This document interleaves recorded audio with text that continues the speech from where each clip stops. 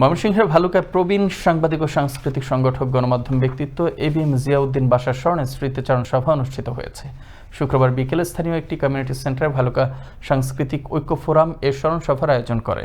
Forum সভাপতি প্রবীর ভৌমিকের সভাপতিত্বে অনুষ্ঠানে বক্তব্য রাখেন সাবেক সংসদ সদস্য মনিরা সুলতানা মনি সহ সুধীজনেরা।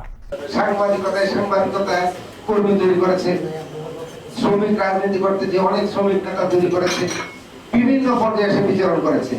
এই চলার পথে যদি আপনাদের কাউকে কোনো রকম আঘাত দিয়ে থাকে, আমি শুধু আপনাদের কাছে একটি বলবো, তাকে মাফ করে দিন আর তার বিদেহী আত্মার জন্য দোয়া করবেন। আল্লাহ পাক যেন তাকে বেহেশত নসিব দান করেন। বাশার ভাই সবসময় যে কোনো কাজ হাতে নিলে সেটা কিন্তু উনি করতে পারতেন। উনি এমনই একজন ব্যক্তি ছিলেন, উনি ছিলেন সৎ।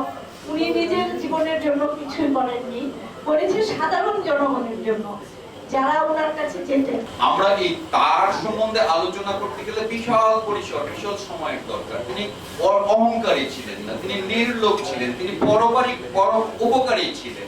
তিনি সাধারণ মানুষের উপকার করতেন, নিবৃত্তে করে গেছেন। আমরা যারা উচ্চ শ্রেণীর মানুষ বা এই শ্রেণীর মানুষ হিসেবে যারা পরিচিতি লাভ করেছি, তাদের যে আরো নিরীহ মানুষ যারা ছিলেন, তাদের কাছে তিনি অনেক জনপ্রিয় ছিলেন। আমরা যারা কলেজগামী ছাত্র ছিলাম, তাদের লেখার অভ্যাস যাদের ছিল, উনি আমাদেরকে উৎসাহ দিতেন। আমরা সেখানে লেখা দিতাম, খুব যত্ন করে উনি প্রকাশ করতেন।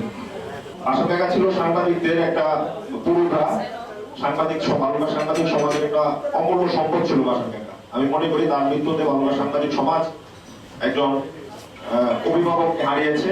আমার একজন অভিভাবক ছিলেন, আজকে আমরা একজন অভিভাবক হারিয়েছি এবং মুক্তিযুদ্ধের চেতনায় ভালুকা প্রেস ক্লাব একজন অভিভাবক হারিয়েছে।